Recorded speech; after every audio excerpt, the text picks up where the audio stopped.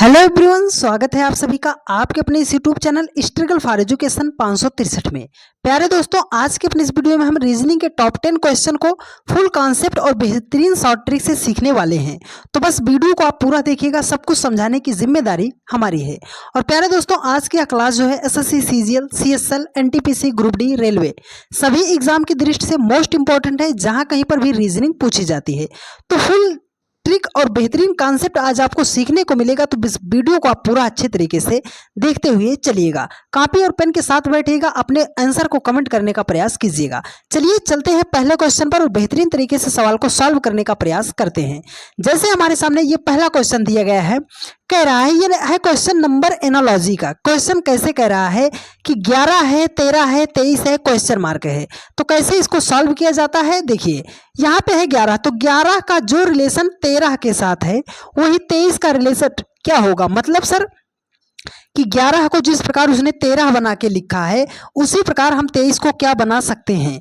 तो सिंपल सा एक तरीका हम ये लगा सकते हैं कि सर 11 से 13 अगर बनाना हो तो 11 में हम +2 जोड़ देंगे तो 11 जो कितना हो जाएगा, 13 हो जाएगा। यहाँ पर 23 है सर, यहाँ पे 2 जोड़ा था तो यहाँ पर भी हम 2 जोड़ेंगे। 23 में 2 को हम जोड़ेंगे तो हमारा हो जाएगा 25 पर देखिए सर 25 तो हमारा किसी ऑप्शन में नहीं दिया गया। अब हम कैसे करेंगे इस क्वेश्चन को सॉल्व, कोई ऐसा तरीका बताओ ना कि एक ही बार में हमारा सटीक निशाना हमारे आंसर पर लगे। तो हम आपको थोड़ा सा बात बता रहे हैं, आप उसको नोट कर लीजिएगा।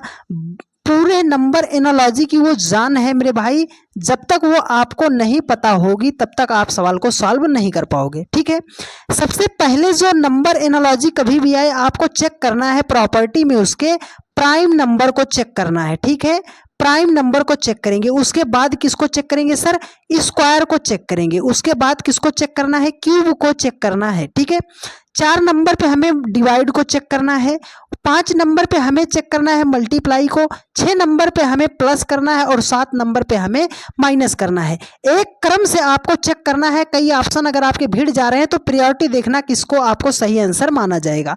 तो चलो हम मानते हैं प्राइम नंबर से चेक करते हैं। ठीक है, तो सर 11 है, 13 है, 23 है, क्वेश्चन मार्क है। तो 11, 13, 23 बहुत सारे हमारे भाई होंगे जिनको ये नहीं पता होगा कि प्राइम नंबर किसको कहते हैं। तो कुछ प्राइम नंबर हम आपको लिए लिख दे रहे हैं, आप उसको ध्यान से समझ लीजिएगा। ठीक है, सबसे छोटी जो प्राइम नंबर होती है 2, 3, 5, 7, 11 हो गया आपका, 13 हो गया, उसके बाद हो गया आपका 17 हो गया, 19 हो गया, 23 हो गया, 29 हो गया और उसके बाद हो गया आपका 31 हो गया। तो अब इसमें बनाया कैसे गया सर, 11 प्राइम नंबर है, 13 प्राइम नंबर है, 23 प्राइम नंबर है। तो अब हम लॉजिक कैसे बैठाएंगे, देखो उसने लिखा है 11 को 13, सर 11 तो ये प्राइम नंबर था, उसने 11 को बनाया है 13, मतलब दोनों प्राइम नंबर को डायरेक्ट उसने लिख दिया है। ठीक है, तो 23 कहाँ पे है सर, 23 तो यहाँ पे है, तो 23 से बाद आने वाली प्राइम नंबर कौन सी होती है सर, 29 होती है। तो यही 29, तो हमें यहाँ पे प्रश्नवाचक चिन्ह के स्थान पर कौन सी संख्या लिखना पड़ेगा, 29 लिखना पड़ेगा। 29 ऑप्शन सी में है और यही सी, ऑप्शन सी आपका राइट आंसर हो जाएगा। तो उम्मीद करते हैं प्यारे दोस्त बहुत ही बेहतरीन तरीके से सारी बातें आपको समझ में आई होगी। ठीक है, चलिए अब नेक्स्ट क्वेश्चन पर चलते हैं। बढ़िया सवाल है, आपकी स्क्रीन पर फटाफट आप इसका जवाब देने का प्रयास कीजिएगा। देखिए कह रहा है कि नीचे शब्दों के 4 युग्म दिए गए हैं, जिनमें से 3 किसी तरीके से एक समान है और युग्म भिन्न है। कौन सा युग्म बाकियों से भिन्न है।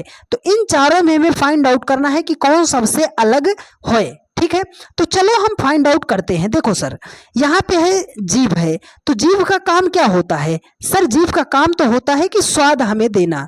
जीभ का काम क्या होता है, जब हम कुछ खाते हैं तो जीभ से हमें स्वाद मिलता है, वो उसने सही लिखा है। ठीक है, देखो अब आंख है, तो आंख का काम क्या होता है सर, आंख का काम तो होता है देखना। आंख का काम क्या होता है, देखना, लेकिन उसने तो अंधा लिख दिया है। ठीक है, कान है, कान का काम क्या होता है सर, सुनना होता है कान का काम, लेकिन उसने तो बहरा लिख दिया है। यहाँ पे है टांग, टांगों से हम क्या करते हैं सर, चलते हैं। क्या करते हैं, चलते हैं, लेकिन उसने तो यहाँ पे लंगड़ा लिख दिया। जिसका जो काम था उसको छोड़कर उससे संबंधित कुछ डिसीज को, बीमारी को या उससे संबंधित कुछ अनभिंग चीजों को उसने लिख दिया है। ठीक है, लेकिन यहाँ पे क्या है सर, जीभ का काम होता है स्वाद और उसने स्वाद ही लिखा है।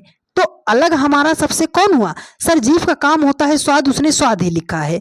बाकी तीन ऑप्शन तो भिन्न है ना।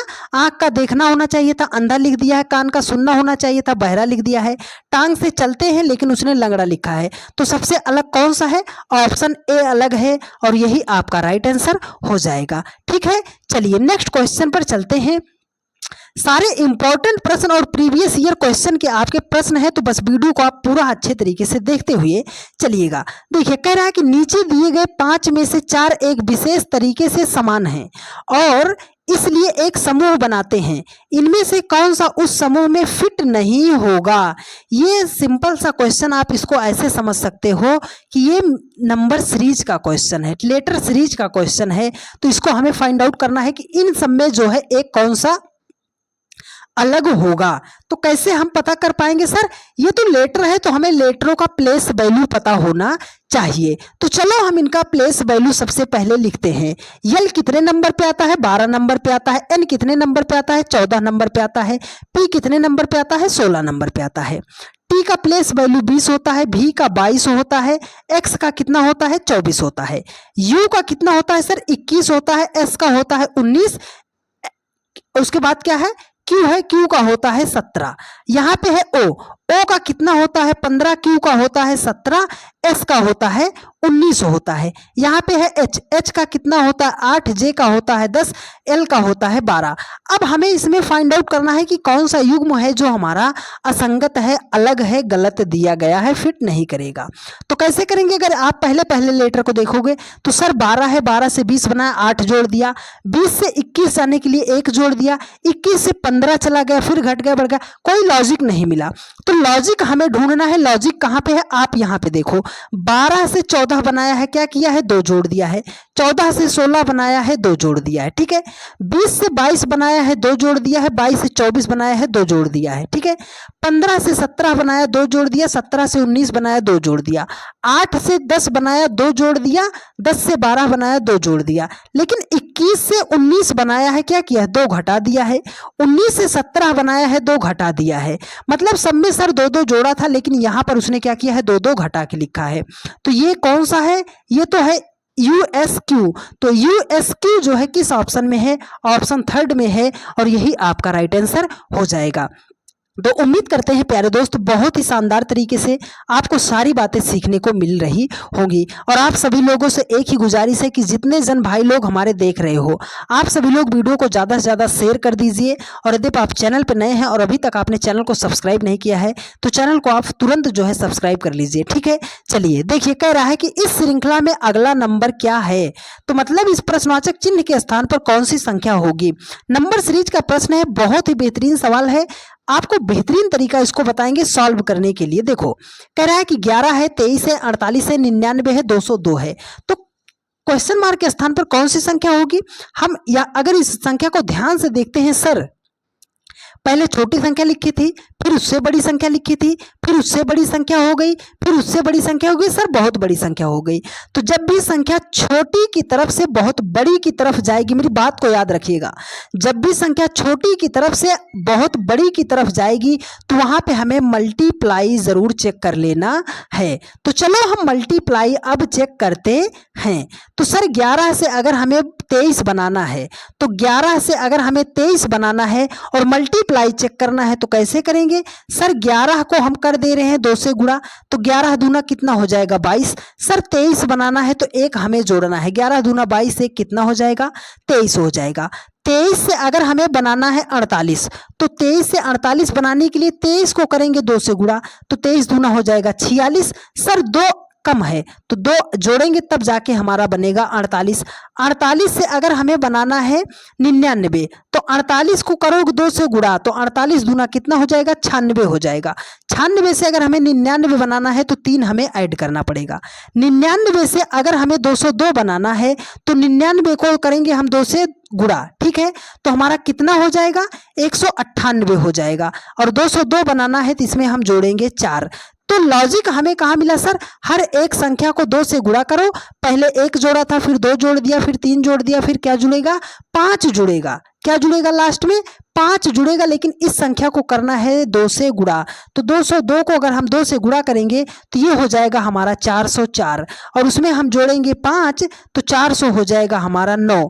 409 जो है ऑप्शन ए में दिया है, और यही आपका राइट आंसर हो जाएगा। तो उम्मीद करते हैं प्यारे दोस्त बहुत ही शानदार तरीके से आपने सारी बातों को सीखा होगा। ठीक है, चलिए एक बढ़िया सवाल आपकी स्क्रीन पर, इसका जवाब आप देने का प्रयास कीजिएगा। ये क्वेश्चन है डायरेक्शन टेस्ट का, दिशा परीक्षण का क्वेश्चन है। कैसे इसको सॉल्व करना है कुछ बातें आपको बता रहे हैं, इसी एक सवाल को आप ध्यान से समझ लीजिएगा।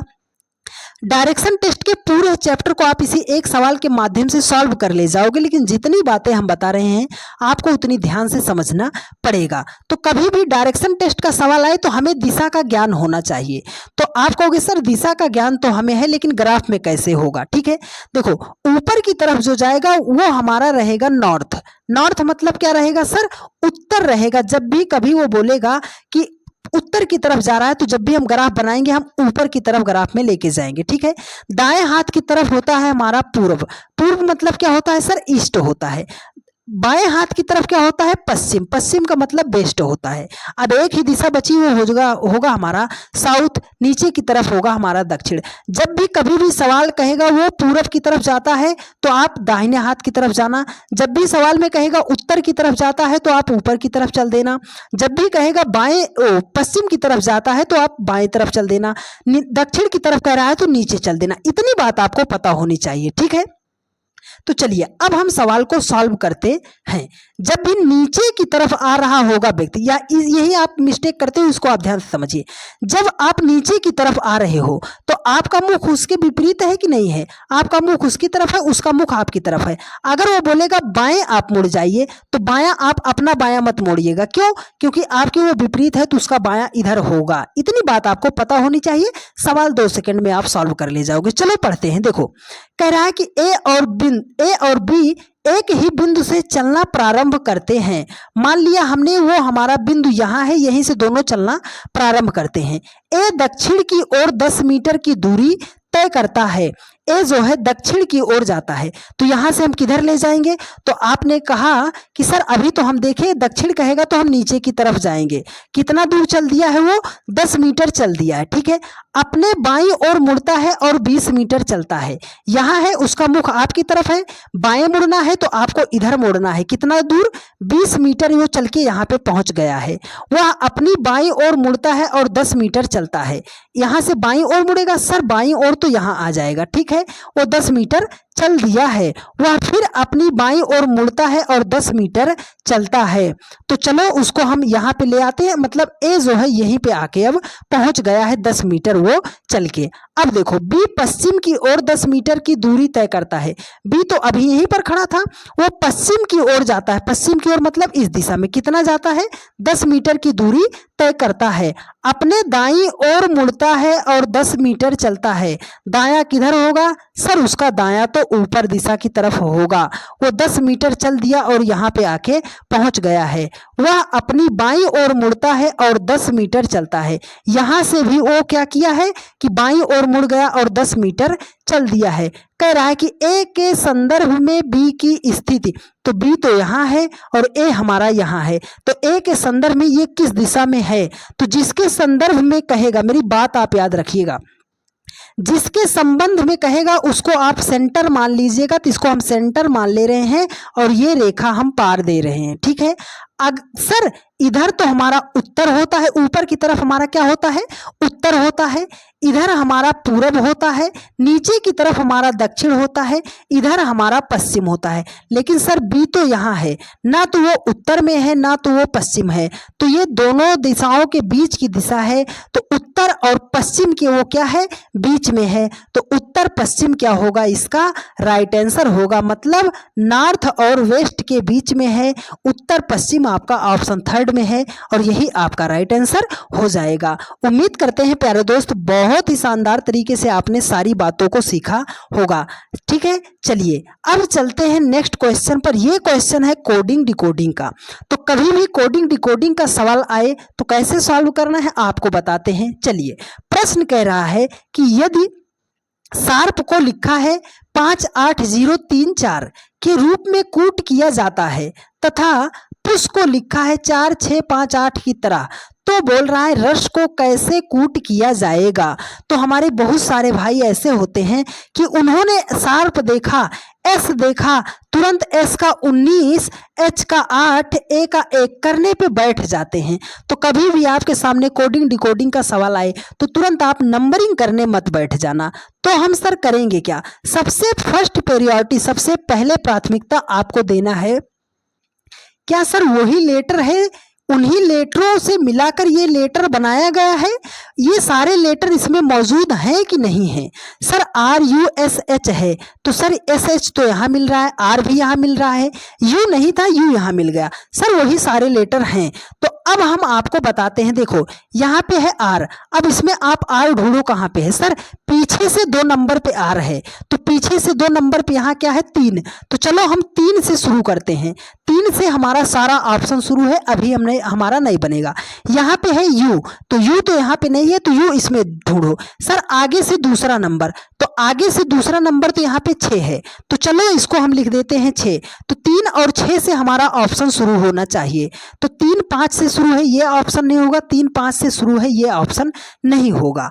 अब देखो एस तो यहाँ पे सर पहले नंबर पे, पहले नंबर को उसने लिखा है 5, तो हम इसको लिख देंगे 5। 3 6 5, तो 3 6 5 तो हमारा ऑप्शन सेकंड में है और यही हमारा राइट आंसर हो जाएगा। तो इस तरीके से आपको सॉल्व करना है सवाल को मेरे भाई, जिससे आपका टाइम भी बचेगा और आप बेहतरीन तरीके से सवालों को सॉल्व भी कर पाओगे। चलिए एक बढ़िया सवाल आ रहा है आपकी स्क्रीन पर, अब देखते हैं इसका कौन सही जवाब देगा। ये क्वेश्चन है ब्लड रिलेशन का, रक्त संबंध का क्वेश्चन है कि कैसे हम इसको फाइंड आउट करेंगे। तो जो जरूरी बात बता रहे हैं आप उसको नोट कर लीजिएगा, फिर आप इसी सवाल के माध्यम से पूरे चैप्टर आपको सॉल्व करना सिखा देंगे मेरे भाई। जब भी आपके सामने ब्लड रिलेशन का क्वेश्चन आए तो सबसे पहली बात है इसको अपने ऊपर लेकर सॉल्व कीजिएगा। मान लो ये आप हो, आपके पिता की जब भी बात करेगा, जब भी पिता की बात करेगा तो हम कहाँ चले जाएंगे, ऊपर चले जाएंगे, एक पीढ़ी ऊपर। माता की बात करेगा तो माँ तो आपसे ऊपर ही होंगी, तो एक पीढ़ी ऊपर चला गया। अगर आपके पिताजी के पिता की बात किया तो सर वो तो हमारे दादाजी हो जाएंगे, वो उनसे भी ऊपर चले जाएंगे। अगर हमारे बेटे की बात करेगा तो बेटा तो हमारे नीचे ही आएगा, है ना, एक पीढ़ी बाद आएगा तो वो हमारे नीचे जाएगा। इतनी बात आपको पता होनी चाहिए। अगर मेल की बात करेगा तो हम उसे प्लस से दर्शा देंगे, फीमेल की बात करेगा तो उसे हम माइनस से दर्शा देंगे, विवाहित युग्म होगा तो उसे हम डबल बॉन्ड से दर्शा देंगे, अपनी सुविधा के लिए कि हम सवालों को फाइंड आउट कर पाएं। ठीक है, चलिए अब हम पढ़ते हैं सवाल को। कह रहा है कि P जो है Q का भाई है, ये जो P है ना ये Q का भाई है, तो ये जो P है ये Q का भाई है, ये P जो है Q का भाई है। ठीक है, U T का पिता है जो S का भाई है, तो यहाँ पे सर लेटर तो हमें मिला नहीं मिला तो आगे बढ़ जाओ। R Q की माँ है, आर क्यू की माँ है, तो क्यू तो यहाँ है क्यू की माँ, तो हमने जैसे कहा माँ उसका मतलब एक पीढ़ी ऊपर। आर जो है क्यू की माता है, आर जो है क्यू की माता है। कह रहा है कि जिसकी बहन एस है, इस शब्द को आप नोट कीजिएगा, जिसकी का मतलब ये आगे से दूसरा वाला लेटर की बात कर रहा है, दूसरा वाले लेटर की बात कर रहा है। तो ये जो बहन एस है ये किसकी बहन है, आप कहोगे सर दूसरा लेटर तो क्यू है, तो क्यू की बहन क्या हो जाएगी, एस हो जाएगी। ठीक है, अब देखो कह रहा है कि यू टी का पिता है जो एस का भाई है। जब भी ये शब्द पकड़ना, जब भी कहेगा जो, तो जो का मतलब आगे से ये दूसरा लेटर, तो टी भाई है किसका, एस का। एस का भाई है कौन, एस का भाई है कौन, भाई है टी भाई है। ठीक है, एस का भाई कौन है, टी भाई है, तो हमने उसको कर दिया प्लस से। ठीक है, अब यू टी का पिता है, सर यू जो है टी का पिता है, तो टी के पिता की बात कर रहा है, तो एक पीढ़ी ऊपर, ये पिता है तो ऊपर इसको हमने भेज दिया। बोल रहा है कि यू जो है आर से किस प्रकार संबंधित है, तो सर यू तो यहाँ है, आर यहाँ है, तो यू जो है आर का क्या लगेगा, तो सर ये तो ये इसका संतान था, ये इसकी बहन थी, ये इसका बेटा था। सर ये तो एक परिवार के सदस्य हो गए, तो एक परिवार के सदस्य हो गए तो इन दोनों में क्या हो गया, पति पत्नी का रिश्ता हो गया। वो बोल रहा है कि यू आर से किस प्रकार संबंधित है, तो यू जो है आर का क्या लगेगा, तो ये तो अगर महिला हो गई तो ये क्या होगा, पुरुष होगा, और पुरुष होगा तो क्या लगेगा, पति ही तो लगेगा। क्या लगेगा, पति परमेश्वर, है ना, पति लगेगा। तो पति जो है ऑप्शन सी में है और यही आपका राइट आंसर हो जाएगा। ठीक है, चलिए उम्मीद करते हैं बहुत ही बेहतरीन तरीके से आपने सवालों को सीखने का प्रयास किया होगा। एक बढ़िया सवाल इनपुट आउटपुट का, आपको इसको बेहतरीन तरीके से सॉल्व करने का तरीका बताऊंगा मेरे भाई। बस आप बहुत ही शांतिपूर्वक देखने का प्रयास कीजिएगा, और यदि आपने अभी तक भी वीडियो को लाइक नहीं किया है तो वीडियो को लाइक कर दीजिए, और यदि आप चैनल पर नए हैं तो चैनल को सब्सक्राइब करके वीडियो को अन्य सभी दोस्तों के पास शेयर जरूर कर दीजिएगा जिनको भी रीजनिंग से दिक्कत होती है। देखिए कह रहा है कि किसी कूट भाषा में 123 का अर्थ है ब्राइट लिटिल बॉय, 145 का अर्थ है टाल बिग बॉय, और 637 का अर्थ है ब्यूटीफुल लिटिल फ्लावर। किस अंक का अर्थ है ब्राइट होगा, मतलब ब्राइट को किस अंक से दर्शाया जाएगा। तो कैसे सॉल्व करेंगे सर, आपको इसमें जब भी आपके सामने ऐसा सवाल आएगा तो आपको ढूंढना पड़ेगा इसमें कॉमन का मतलब सर कोई ऐसी संख्या जो 2 जगह पे हो, 3 जगह पे हो, 2 से अधिक जगहों पर जो संख्या बार बार आपको दिखाई देगी वो होगी कॉमन, उभयनिष्ठ होगी। ठीक है, चलिए अब यहाँ पे 123 है, तो अब इसमें कॉमन कैसे ढूंढेंगे, सबसे पहले गिनती में आप कॉमन ढूंढ लो। सर 123 है, 145 है, सर इसमें कॉमन क्या मिला, यहाँ पे भी 1 है, यहाँ पर भी 1 है, तो अब इंग्लिश वाले में मिलाओ कौन सा आपको कॉमन मिल रहा है। यहाँ पे है ब्राइट लिटिल बॉय, यहाँ पे है टाल बिग बॉय, तो यहाँ पे कॉमन आपको क्या मिला सर, बॉय। कॉमन क्या मिला, बॉय कॉमन मिल गया। तो यहाँ पे इंग्लिश गणित में कौन सा अक्षर कॉमन मिला था, आप कहोगे गिनती मिली थी 1, तो 1 का मतलब हम क्या दर्शा सकते हैं कि 1 का मतलब है बॉय। ठीक है, अब देखो यहाँ पे है 637, अब 637 किसमें कॉमन कोई संख्या मिल रही है, सर यहाँ पे 6 3 7 है, 1 4 5 है, कोई कॉमन नहीं मिला इसमें। लेकिन अगर इसमें हम देख रहे हैं पहले और लास्ट वाले में, तो कॉमन क्या मिल रहा है, 1 2 3 6 3 7, क्या मिला कॉमन, 3 मिल गया कॉमन। अब इसमें देखो ब्राइट लिटिल बॉय है और इसका लिखा है ब्यूटीफुल लिटिल फ्लावर, तो कॉमन क्या मिला है, यहाँ पे तो सर लिटिल है और यहाँ पर भी लिटिल है, तो 3 का मतलब क्या हो जाएगा, लिटिल हो जाएगा। 3 का मतलब क्या होगा, लिटिल हो गया। अब हमें गिनती देखना है कि 1 और 3 किस संख्या में कॉमन है, तो सर 1 तो यहाँ पे था, 1 यहाँ पे था, 3 यहाँ पे था। अब बॉय कट जाएगा और आपका लिटिल कट जाएगा, तो बचा आपका क्या, ब्राइट। तो सर ब्राइट को ही तो उसने पूछा था, तो ब्राइट को हम क्या लिख सकते हैं, एक लेटर यहाँ पे बचा, एक गिनती यहाँ पे बचा, तो ब्राइट को हम किससे दर्शा सकते हैं सर, 2 से दर्शा सकते हैं। 2 किस ऑप्शन में है सर, किसी ऑप्शन में नहीं दिया गया है, तो इसका करेक्ट आंसर होगा ऑप्शन 4, इनमें से कोई नहीं। ठीक है, आपको बेहतरीन तरीके से समझ में आया होगा। चलिए नेक्स्ट क्वेश्चन पर चलते हैं। एक बेहतरीन सवाल जिसका जवाब 99% बच्चे सॉल्व करने से डरते हैं कि सर कोई सा भी सवाल हमारे एग्जाम में आ जाए, लेकिन ये वेन डायग्राम का सवाल ना है क्योंकि बहुत ज़्यादा कन्फ्यूजन करता है। तो जो तरीका बताएंगे आप उससे कीजिएगा, जिंदगी में आपका कभी भी वेन आरेख का सवाल गलत नहीं होगा। चलिए अब आपको बताते हैं कि कैसे आपको करना है। आप ऐसे सॉल्व करो, क्या सारे मानव, जितने भी मानव हैं वो सब पुरुष होते हैं, तो आप कहोगे सर दुनिया के जितने मानव हैं सब पुरुष नहीं हो सकते। क्यों नहीं हो सकते, क्योंकि मानव के अंतर्गत तो महिलाएं भी आएंगी। ठीक है, तो इसका मतलब कि सर पूरे मानव समाज जो होता है वो पुरुष नहीं हो सकता। ठीक है, सॉरी डियर। अब देखो कह रहा है कि सारे पुरुष जो होते हैं क्या वो महिलाएं होती हैं। आप कहोगे सर ये कैसी बातें आप कर रहे हो, पुरुष तो अलग होता है महिला अलग होती है। अब देखो क्या सारी महिला जो होती है पुरुष होती है, तो कहोगे आप सर कोई महिला पुरुष नहीं होती है। क्या सारी महिला जो होती है वो मानव होती है, आप कहोगे हाँ सर दुनिया की जितनी भी महिला हैं वो सब मानव के अंतर्गत ही तो आती हैं। अब इसको देख लो, क्या सर सारे पुरुष जो होते हैं वो मानव के अंतर्गत आते हैं, तो आप कहोगे हाँ सर सारे पुरुष भी तो मानव के अंतर्गत आते हैं। मतलब पुरुष और महिला तो दोनों मानव के अंतर्गत आते हैं। लेकिन अब पुरुष और महिला में देखना है, ना तो कोई पुरुष महिला होता है, ना तो कोई महिला जो होती है पुरुष होती है। तो ये दोनों तो उसके अंदर है, लेकिन इन दोनों में कोई संबंध नहीं है। तो ऐसा ग्राफ आपको कहाँ दिख रहा है? आप कहोगे सर ऑप्शन बी में है, और यही आपका राइट आंसर हो जाएगा। ठीक है, चलिए आज के लास्ट क्वेश्चन पर चलते हैं। और सॉरी डियर, मिसिंग नंबर का ये ऐसा सवाल है प्यारे दोस्त कि आप इस सवाल को किसी को भी दे दीजिएगा, अच्छे अच्छे बच्चे इस प्रश्न को सॉल्व करने से डरते हैं। देखो कह रहा है कि लुप्त संख्या को ज्ञात कीजिए, मिसिंग नंबर को ज्ञात करना है, फाइंड द मिसिंग नंबर। इस क्वेश्चन मार्क के स्थान पर कौन सी संख्या होगी? तो कैसे हमें सॉल्व करना है, आइए आपको बेहतरीन तरीके से बताते हैं। मेरी एक बात हमेशा याद रखिएगा कि जब भी आपको वर्ग में मिसिंग नंबर ज्ञात करना हो तो जिधर संख्या बड़ी दी गई होगी उधर को ही हमें सवाल को सॉल्व करना पड़ेगा। तो चलिए सर इस तरफ हम देख लेते हैं।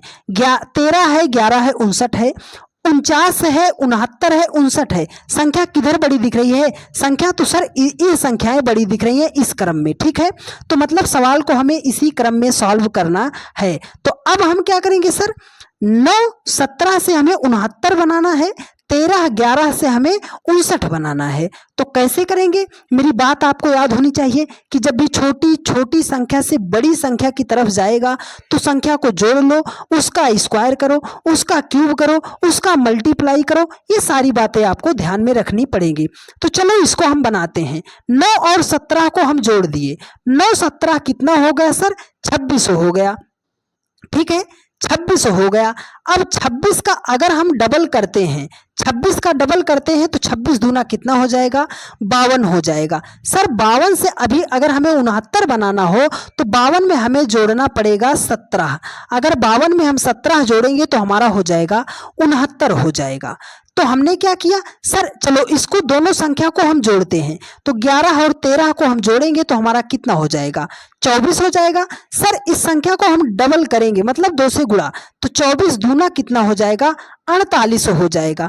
48 में अगर हम 49 बनाना है तो 48 में हमें जोड़ना पड़ेगा 11। तो 48 में 11 जोड़ेंगे तो हो जाएगा हमारा 59। ठीक है, तो इसका मतलब क्या हुआ सर कि सबसे पहले इन दोनों संख्या को जोड़ेंगे, उसको करेंगे 2 से गुणा, और उसमें ये लास्ट वाली संख्या फिर जोड़ेंगे तो ये वाली संख्या हमें प्राप्त हो जाएगी। लॉजिक मिल गया? तो चलो अब हम आपके सामने बिठाते हैं। चलो देखो क्या करना है सर, यही तो संख्या फाइंड आउट करनी है। यहाँ पे कोई संख्या हमें नहीं दी गई है तो इसको हमने कर दिया x। x में हमें 13 को जोड़ना है। तो कैसे करेंगे सर? x में हम 13 को जोड़ेंगे, इस संख्या को करेंगे 2 से गुणा, और इसी संख्या में हम क्या जोड़ते थे? 13 को ऐड करते थे। तो इस संख्या में हम 13 को जोड़ेंगे तो बराबर जो हमें प्राप्त होगा वो प्राप्त होगा हमें 49 हमें प्राप्त होगा। ठीक है, तो चलो अब इसको सॉल्व करते हैं। ये तो हुआ हमारा 2x प्लस 13। अब ये 13 जाके इधर अगर घटेगा, 49 में से अगर हम 13 को घटाएंगे तो हमारा कितना बचेगा? 36 बचेगा। और या इधर देखो 2 गुणा कर रहा है, इधर कट करेगा, क्या हो जाएगा? बराबर की इधर भाग करेगा। तो 2 से अगर हम 36 को भाग कर देंगे तो कितना हो जाएगा? 18। ये हो गया हमारा x प्लस 13 बराबर कितना हो गया?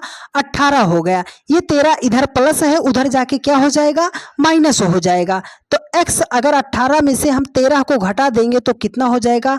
5 हो जाएगा। और 5 हमारा ऑप्शन ए में दिया गया है और यही हमारा राइट आंसर हो जाएगा। तो उम्मीद करते हैं प्यारे दोस्त बहुत ही बेहतरीन तरीके से आपने पूरे सेशन को समझने का प्रयास किया होगा और पूरा सवाल जो है आपके समझ में बेहतरीन तरीके से समझ में आया होगा। यदि किसी भी प्रश्न में आपको थोड़ा सा भी डाउट होगा तो आप कमेंट कर दीजिएगा। नेक्स्ट वीडियो में आपके सभी सवालों का सॉल्यूशन आपको नेक्स्ट वीडियो में प्रोवाइड कर दिया जाएगा। यदि आपको सारी बातें समझ में आई हैं और यदि आप चैनल पे नए हैं और अभी तक आपने चैनल को सब्सक्राइब नहीं किया है तो चैनल को सब्सक्राइब कर लीजिए। और डेली के रात 8:45 पर यह क्लास चलती है, तो जहां कहीं पर भी आप रहा कीजिए 8:45 पर आप आके जुड़ जाया कीजिए। मिलते हैं आप लोगों से नेक्स्ट वीडियो में। धन्यवाद।